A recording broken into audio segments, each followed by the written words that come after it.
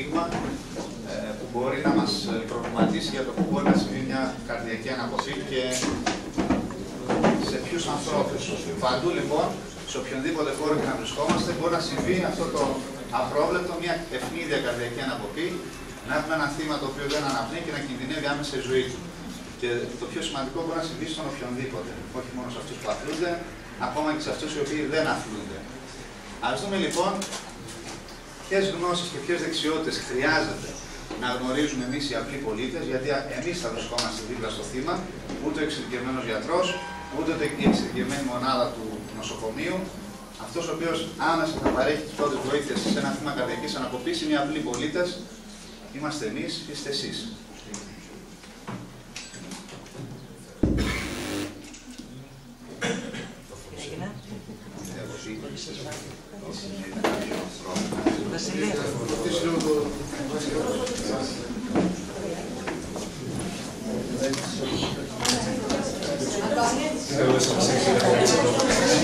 Συνδέω για τα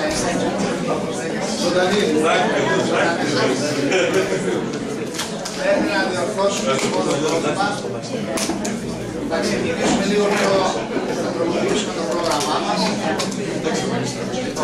Να έχω λίγο την προσοχή σας αν θέλετε. Μέχρι να ξεκινήσει λοιπόν ξανά ο προτζέκτορας, θα κάνουμε σε πραγματικό χρόνο αυτά τα οποία είδαμε στο βίντεο. Δηλαδή ο Αντώνης μαζί με την Νίκη θα παρουσιάσουν ένα πραγματικό συμβάν μιας καρδιακής αναποφής. Ο λόγος στη Νίκη και στον Αντώνη. Καλημέρα σας και από εμάς πρώτα απ' όλα. Αντώνη, βρίσκεσαι στην πλατεία Μεγαλοφορείου. Γνωρίζεις ότι ο Σύλλογος εδώ και ο Πολιτιστικός και η τοπική σύλλογη είναι πολύ ευαισθητοποιημένοι και έχουν προμηθευτεί και με αυτόματο εξωτερικό ποινιδωτή, τον οποίο τον έχουν τοποθετήσει σε κεντρικό σημείο, στην πλατεία του Μεγαλοφορείου. Όπως είσαι λοιπόν στην πλατεία του Μεγαλοφορείου, βλέπεις έναν κύριο γύρω στα 65, ο οποίος αρχίζει και πιάνει το στήθος του και ξαφνικά καταραίει μπροστά σου. Τι θα κάνεις? Είσαι καλά, είσαι καλά. Βοήθεια, βοήθεια! Μην εδώ, θα σε χρειαστώ.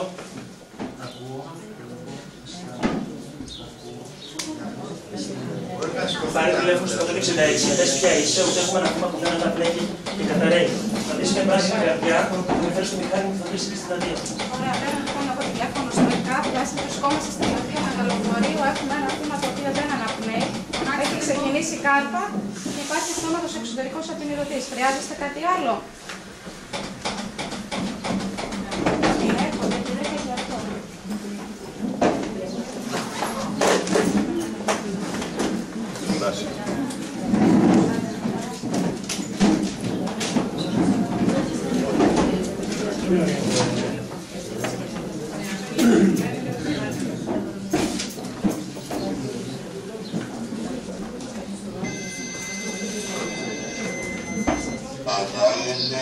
Μην πλησιάζετε.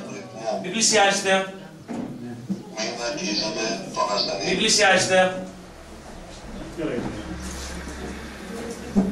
Συνιστάται απεινίδωση.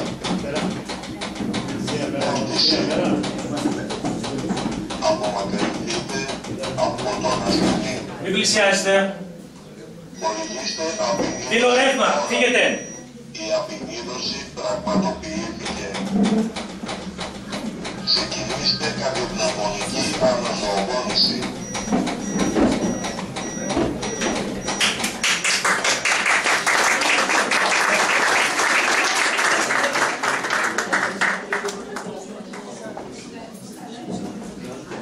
Μπορείτε να καθίσετε. Είδαμε λοιπόν σε πραγματικό χρόνο τι πρέπει να κάνει κανείς για να βοηθήσει ένα θύμα καρδιακής αναποφής. Είναι για κίνηση που έκανε ο κύριος τώρα κάτω, να τον έξετε στον Αντώνη Ανθρωποσυγκά. Δεν ξέρω αν ήσασταν νωρίτερα, μόλις δείξαμε ένα βίντεο. Δείξαμε ένα βίντεο με τις ενέργειες που πρέπει να γίνουν. Το παρουσιάσαμε λοιπόν σε πραγματικό χρόνο. Ας δούμε λοιπόν βήμα-βήμα τι ενέργειες πρέπει να κάνει κανείς για να μπορέσει να βοηθήσει ένα τέτοιο θύμα καρδιακής αναποφής. Κάποιες πληροφορίες για τη σημαντικότητα αυτού του γεγονότος που λαμβάνει η χώρα και σήμερα στο Μεγαλοφόρειο. Βλέπετε ότι κάθε 45 δευτερόλεπτα στην στην Ευρώπη συμβαίνει μια καρδιακή ανακοπή. Όλα αυτά τα στοιχεία είναι από το Ευρωπαϊκό Συμβούλιο Αναζωογόνησης του 2010. Κάθε 45 λοιπόν δευτερόλεπτα μια καρδιακή ανακοπή. Άλλα 45 δευτερόλεπτα άλλη μια καρδιακή ανακοπή. Τρομακτικό το νούμερο. Η εφαρμογή καρδιοπνευμονικής αναζωογόνησης, αυτό δηλαδή που θα κάνουμε σήμερα εδώ και που δείξαμε ήδη, από άτομα που βρίσκονται γύρω από το θύμα, από απλούς πολίτες δηλαδή, από εσάς, είναι ζωτική σημασία. Και αυτό γιατί αν ξεκινήσει μέσα στα 2 πρώτα λεπτά η εφαρμογή τέτοιων ενεργειών, έχει σαν αποτέλεσμα να αυξηθεί η επιβίωση για το θύμα κατά 60%. Πολύ σημαντικό ποσοστό.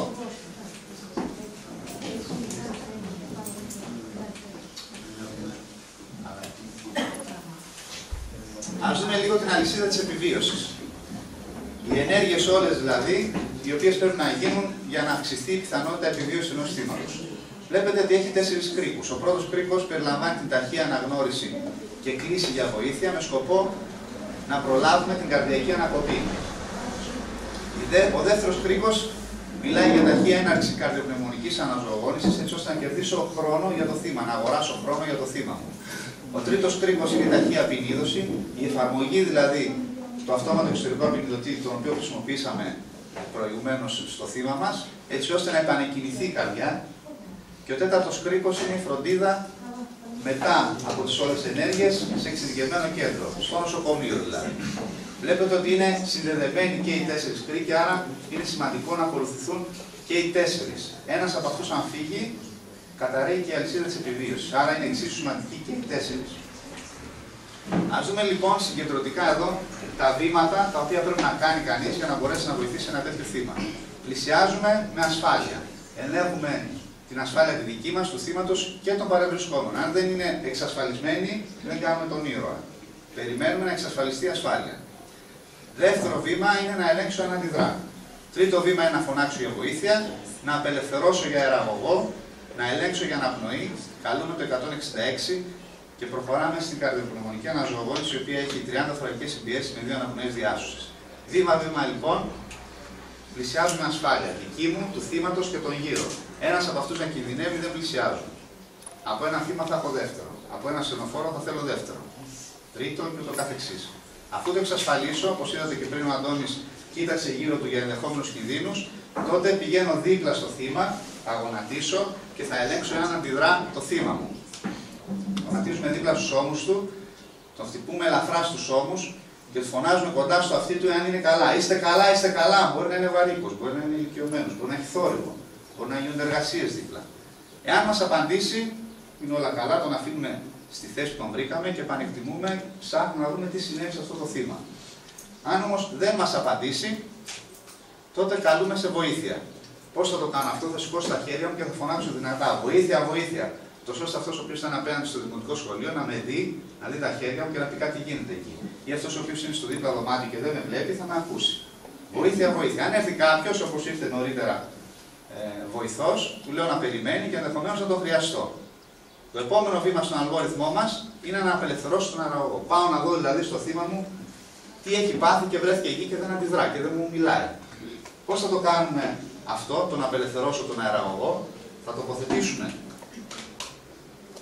το ένα χέρι μας στο μέτωπο του θύματος, με τα 2 άλλα μου δάχτυλα στο στέρνο τμήμα της κάτω γνάθου, το πηγούνι δηλαδή, και θα κάνω μία έκταση της κεφαλής, όχι υπερέκταση, μία έκταση της κεφαλής, έτσι ώστε να απελευθερωθεί ο αεραγωγός. Αυτή τη στιγμή το θύμα μου βρίσκεται σε αυτή την κατάσταση. Δηλαδή η γλώσσα του, το άσπρο το μάτι, έχει πέσει πίσω και έχει αποφράξει τον αεραγωγό. Άρα καταραίει ο μύθος ότι η γλώσσα γυρίζει. Δεν γυρίζει η γλώσσα. Η γλώσσα πέφτει πίσω και αποφράζει τον αεραγωγό. Κάνοντας το συνδυασμό αυτών των 2 κινήσεων, με την έκταση της κεφαλής και την ανύψωση κάτω γνάθου, κοιτάξτε που ήρθε η γλώσσα, απελευθερώνεται. Οπότε έχω δίωδο του αέρα πλέον προς τους πνεύμονες. Άρα λοιπόν απελευθερώνω τον αεραγωγό και ελέγχω για αναπνοή. Λέω 3 φορές αργά τις λέξεις, 2 φορές συγγνώμη τις λέξεις. Βλέπω, ακούω, αισθάνομαι. Βλέπω, ακούω, αισθάνομαι. Ψάχνω να βρω μια φυσιολογική αναπνοή.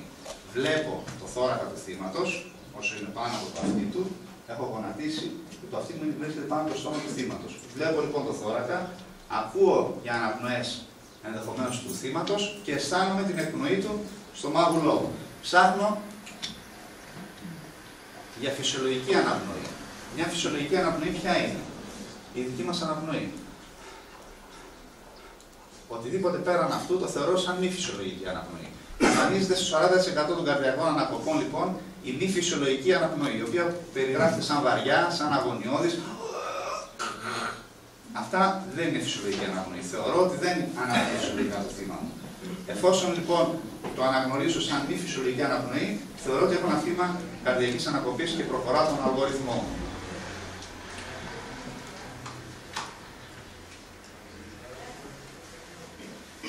Προχωρήσαμε πολύ πιο πίσω μετά τις αναπνοές.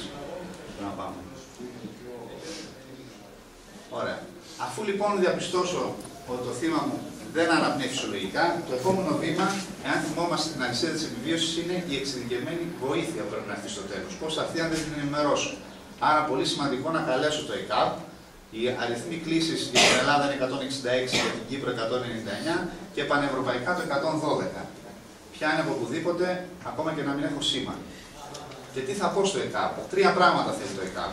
Ποιος είμαι, πού βρίσκομαι ακριβώς, τόσο ώστε να μην χάνει χρόνο, και ότι έχω ένα θύμα το οποίο δεν αναπνέει. Αυτό και μόνο θα βάλει σε προτεραιότητα το μηχανισμό να μας στείλει κατά προτεραιότητα ένα στενοφόρο και όχι να το στείλει σε κάποιον ο οποίος τραγούδι στο πόδι ή ζαλίζεται ή δεν ξέρω τι.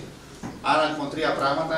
Είμαι ο Κατσουγιάννης Βασίλης, βρίσκομαι στο πνευματικό κέντρο του Δήμου Μεγαλοπαλαιοπορίου, στον πρώτο όροφο, στην αίθουσα εκδηλώσεων και έχω ένα θύμα που δεν αναπνέει.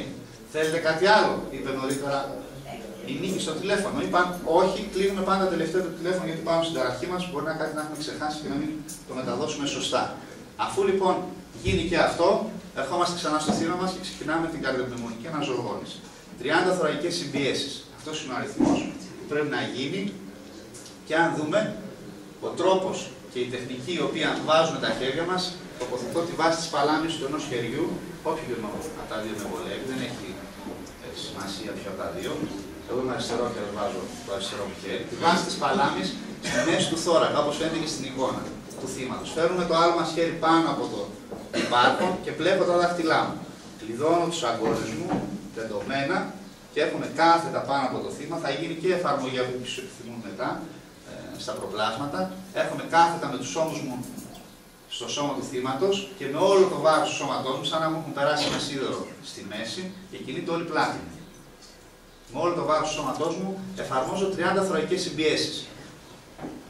Οι συμπιέσεις πρέπει να έχουν ένα συγκεκριμένο ρυθμό. Δεν μπορώ να δίνω μία τώρα και μία αύριο. Πρέπει να έχω τουλάχιστον 100 με 120 το λεπτό, που σημαίνει περίπου 1,5 συμπίεση το δευτερόλεπτο, 1 και 2 και 3. Και το βάθος της συμπιέσεων είναι 5 με 6 εκατοστά. Το βάθος της συμπιέσεων σε ένα πραγματικό θύμα θα το βρω ανάλογα με το σωματότυπο του θύματος. Πάντως κρατάω αυτό σαν νούμερο 5 με 6. Πάω δηλαδή, δεν θα εφαρμόσω την διαπίεση σε έναν ο οποίος είναι τριπλάσιος από μένα ή σε κάποιον ο οποίος είναι ένα μικρό παιδί. Έτσι. Η δύναμη η οποία εφαρμόζουμε την εκτιμούμε μετά τις πρώτες συμπιέσεις. Δίνουμε ίσο χρόνο συμπίεση και αποσυμπίεσης. Επιτρέπω δηλαδή στην καρδιά να ξαναγεμίσει αίμα για να συμπιέσω και να διώξει το αίμα στην περιφέρεια. Και εφόσον υπάρχει κάποιος πιστοποιημένος ή κάποιος ο οποίος γνωρίζει τα βήματα αυτά, μπορώ κάθε 2 λεπτά, επειδή είναι πολύ κουραστικό, να αντικαταστήσω τον ήδη υπάρχον διασώστη στο σημείο. Αφού δώσω τις 30 θωρακικές συμπιέσεις, έρχομαι να δώσω τις 2 αναπνοές διάσωσης. Πώς το κάνω αυτό? Ξανακάνω λοιπόν την έκταση κεφαλής όπως κάναμε στον έλεγχο εάν αναπνέει το θύμα μας. Έρχομαι λοιπόν, κάνω την έκταση της κεφαλής, ανύψωση της κάτω γνάθου. Με τα 2 μου δάχτυλα θα κλείσω τη μύτη του θύματος και θα σφραγίσω το στόμα μου γύρω από το στόμα του θύματος, δίνοντας μια κανονική αναπνοή δική μου. Δεν το φουσκώνω. Αυτό θέλει. Δεν φουσκώνω παρατεταμένα. Έτσι. Μια κανονική εκπνοή δική μου. Κλείνουμε λοιπόν, δίνω τη μία αναπνοή, πέρασε, έχει καλώς. Δεν πέρασε, προχωράω στη δεύτερη αναπνοή. Πέρασε η δεύτερη, έχει καλώς. Δεν πέρασε, προχωράω στις 30 θωρακικές συμπιέσεις. 2 αναπνοές είτε περάσουν είτε δεν περάσουν. Προχωράμε τον κύκλο 32-32-32. Μέχρι πότε πιστεύετε ότι μπορούμε να κάνουμε αυτές τις ενέργειες? Μία περίπτωση λοιπόν να σταματήσω είναι να δω, να έρθει το ΕΚΑΒ και να πει εντάξει, φίλο μου, σε ευχαριστούμε. Μία περίπτωση αυτή. Δεύτερη περίπτωση. Όταν με τις πρώτες πιέσεις Αν συνέλθει το θύμα μου και μας πει συγχαρητήρια, πάμε να σας κεράσω ένα τσίπρο. Πολύ σωστά. Δεύτερη περίπτωση λοιπόν, όταν συνέλθει το θύμα, αν ανοίξει τα μάτια και με κοιτάει, δεν έχει νόημα να συνεχίσω. Και η τρίτη περίπτωση, αν κουραστώ εγώ, δεν έχει νόημα να κάνω καρδιοπνευμονική αναζωογόνηση ενώ έχω εξαρτηθεί, μη αποτελεσματικά δηλαδή. Σε αυτές τις τρεις περιπτώσεις θα σταματήσω. Έτσι. Αυτά λοιπόν είναι τα βήματα τα οποία πρέπει να ακολουθήσουμε. Δεν ξέρω αν έχουμε τη συγκεντρωτική διαφάνεια. Να τα θυμηθούμε λιγάκι αριστερά στη διαφάνειά μας. Πλησιάζω με ασφάλεια.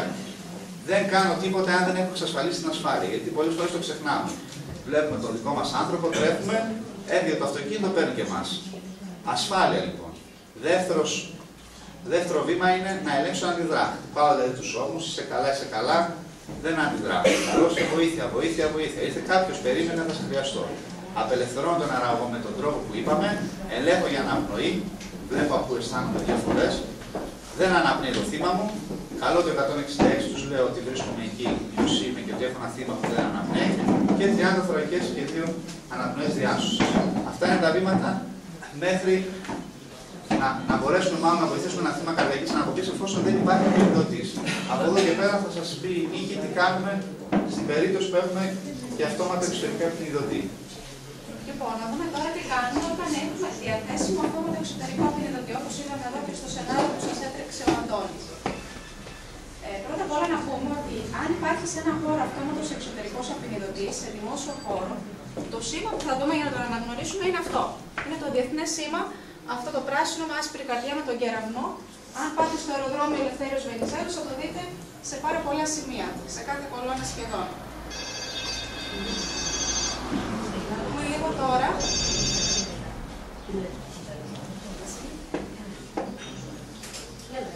Λοιπόν, αυτό πρώτα απ' όλα τι είναι οι αυτόματοι εξωτερικοί απεινιδωτές που είδαμε. Είναι συσκευές οι οποίες ελεγχόμενα και με ασφάλεια πάνω απ' όλα μπορούν να χορηγήσουν ρεύμα όταν, όχι εμείς αποφασίσουμε, όταν αυτοί αποφασίσουν. Όταν αυτοί θα αναλύσουν ένα αριθμό, ένα θύμα και θα πρέπει να χορηγήσουν ελεγχόμενα. Το σταμάτημα της καρδιάς, η καρδιακή ανακοπή, πολύ συχνά οφείλεται σε ένα χαοτικό ρυθμό της καρδιάς που λέγεται χιλιακή μαρμαριγή. Και είναι απεινιδώσιμος ρυθμός. Δηλαδή, αν χορηγήσουμε έγκαιρα το ηλεκτρικό ρεύμα, μπορεί αυτό να έρθει και να μας το διορθώσει ενδεχομένως. Οπότε, πώς το χρησιμοποιούμε τον αυτόματο εξωτερικό απεινιδωτή? Σε όλα αυτά τα βήματα που σας περιέγραψε μέχρι τώρα ο Βασίλης,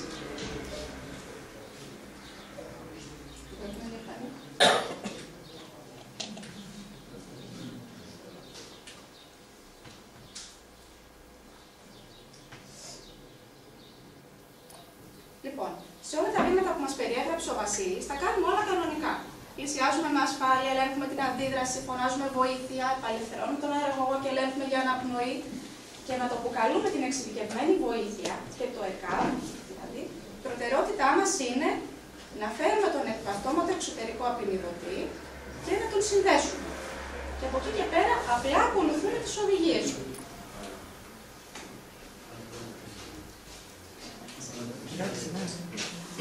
Λοιπόν, ο αυτόματος εξωτερικός απεινιδωτής. Χώρισε πολύ Αντώνη, λίγο και να το πίσω. Λοιπόν, πρώτα απ' όλα πρέπει να τον ανοίξουμε, να τον ενεργοποιήσουμε. Κάποιοι ανοίγουν αυτόματα με το που ανοίγουν ένα καμπάκι ή πατάμε το κουμπί on-off. Στη συνέχεια θα πρέπει να συνδέσουμε τα ηλεκτρόδια. Έχει 2 αυτοκόλλητα ηλεκτρόδια αυτός ο απεινιδωτής. Πώς συνδέονται αυτά? Το ένα ηλεκτρόδιο συνδέεται κάτω από τη δεξιά κλίδα του θύματος και το άλλο κάτω από την αριστερή μας χάλη. Αφού λοιπόν συνδέσουμε και τα ηλεκτρόδια, θα πρέπει να γίνει η ανάλυση του ρυθμού. Θα το πει αυτό ο απεινιδωτής. Ανάλυση ρυθμού. Σε αυτή τη φάση δεν ακουμπάμε το θύμα. Τους βάζουμε όλους μακριά, δεν ακουμπάμε κι εμείς, έτσι ώστε να κάνει την ανάλυση του ρυθμού. Να δει δηλαδή ο απεινιδωτής τι έχει αυτό το θύμα. Τι ρυθμό έχει η καρδιά του εκείνη τη στιγμή.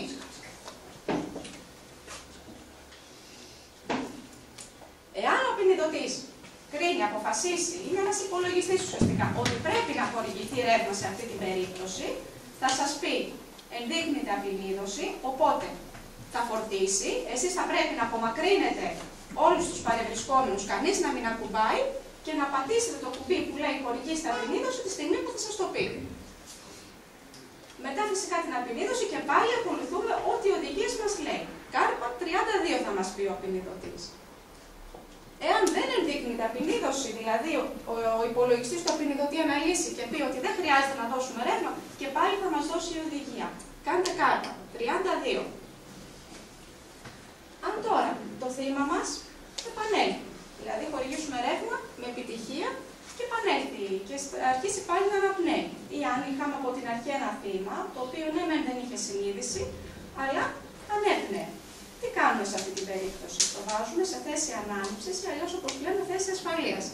Είναι μια θέση, πλάγια θέση, η οποία θα μας βοηθήσει να μην γίνει κάποια πιθανή ισρόφηση από τυχόν εκκρίσεις σε μέσματα του θύματος και θα κρατήσει και τον αεραγωγό ανοιχτό. Πώς γίνεται αυτό? Τοποθετούμε όπως σε ήπια θέση το θύμα και το χέρι που είναι προς την πλευρά μας το βάζουμε σε ορθή γωνία. Το άλλο χέρι, με το σύστημα δικό μας που είναι από την πλευρά του κεφαλιού, το βάζουμε στο μάγουλο του θύματος. Το χέρι το δικό μας που είναι προς την πλευρά των ποδιών, σηκώνει το έξω πόδι μέχρι να πατήσει το πέλμα και κρατώντας τα χέρια μας σε αυτές τις δύο θέσεις, γυρνάμε το θύμα, το κυλάμε προς το μέρος μας, έτσι ώστε να έρθει σε αυτή τη θέση. Διορθώνουμε εδώ το πόδι για να ασφαλίσει και ανοίγουμε και πάλι τον αεραγωγό. Είναι μια θέση η οποία θα μας κρατήσει τον αεραγωγό μας διασφαλισμένο, ανοιχτό και θα προλάβει τυχόν ισροφήσεις. Να πούμε τώρα λίγα λόγια και για τα παιδιά. Όσα είπαμε σήμερα μπορούν να εφαρμοστούν και στα παιδιά. Η μόνη διαφορά είναι στις θωρακικές συμπιέσεις, όπου εδώ δεν είμαστε στα 5-6 εκατοστά, όπως αντιλαμβάνεστε τα παιδιά έχουν μικρότερη σωματική διάπλαση. Οπότε θα πρέπει να φτάσουμε στο 1/3 της προστιοθέσιας διαμέτρου του θώρακά τους. Όσον αφορά τώρα την απεινίδωση για τα παιδιά, για ηλικίες πάνω των 8 ετών, μπορούν οι αυτόματοι εξωτερικοί απεινιδωτές, όπως αυτοί που είδαμε σήμερα, να χρησιμοποιηθούν. Από ηλικίες 1 έως 8 ετών υπάρχουν ειδικά παιδιατρικά ηλεκτρόδια και ρυθμίσεις. Και κάτω από 1 ετών θα πρέπει μόνο αν αυτό προβλέπεται από τον κατασκευαστή του μηχανήματος. Τα ηλεκτρόδια δεν πρέπει να πώς θα βγουν στο σώμα. Ναι, το είπαμε πριν στην πρώτη διαφάνεια, αλλά θα το δείξουμε ξανά εδώ και στην πράξη. Πώς εξάγουμε ξυπνέα? Είναι ρυθμισμένο αυτόματα. Εμείς δεν κάνουμε τίποτα. Είναι, είπαμε, αυτόματα μηχανήματα που μπορούν να χρησιμοποιηθούν με ασφάλεια και από πολίτες, όχι μόνο από υγειονομικούς, εφόσον βέβαια αυτοί έχουν κάνει μια μικρή εκπαίδευση πάνω σε αυτό. Να δούμε λίγο τώρα τι έκανε ο Αντώνης που είχαμε ξεκινήσει μια επίδειξη στην αρχή. Λοιπόν, είχαμε πει στον Αντώνη ότι στην πλατεία Μεγαλοχωρίου ένας άνθρωπος κατέρευσε μπροστά του. Τι έκανε ο Αντώνης? Πρώτα απ' όλα, έλεγξε το χώρο, έλεγξε την ασφάλειά του, είδε ότι είναι ασφαλής. Δεν θα πάει στη μέση του κεντρικού δρόμου, ενώ περνάνε αυτοκίνητα. Ελέγχει λοιπόν την ασφάλειά του. Στη συνέχεια... Είσαι καλά, είσαι καλά. Ελέγχει και την αντίδραση. Όπως βλέπετε, του φωνάζει δυνατά είσαι καλά, κουνάει και τους ώμους. Βοήθεια, βοήθεια. Φωνάζει βοήθεια εκείνη τη στιγμή. Δεν αφήνει το θύμα, φωνάζει βοήθεια να έρθει κάποιος παρευρισκόμενος. Ήμουν εγώ δίπλα του και ήρθα. Μείνε εδώ, θα σε χρειαστώ. Και συνεχίζει ο Αντώνης μετά. Κάνει απελευθέρωση αεραγωγού. Πώς το κάνει αυτό? Δείτε λίγο, κάνει έκταση κεφαλής για μύψωση της κάτω γνάθη. Θέλετε να το βάλουμε πάνω να την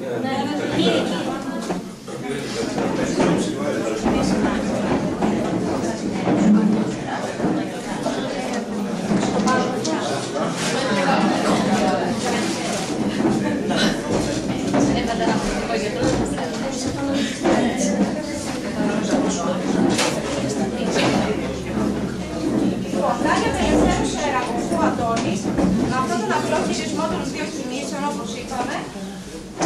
Η γλώσσα που ενδεχομένως να έχει πέσει προς τα πίσω πλέον δεν αποφράσει τον αεραγωγό, ώστε να κάνει τον έλεγχο αναπνοής. Ακούω, βλέπω, αισθάνομαι. Ακούω, βλέπω, αισθάνομαι.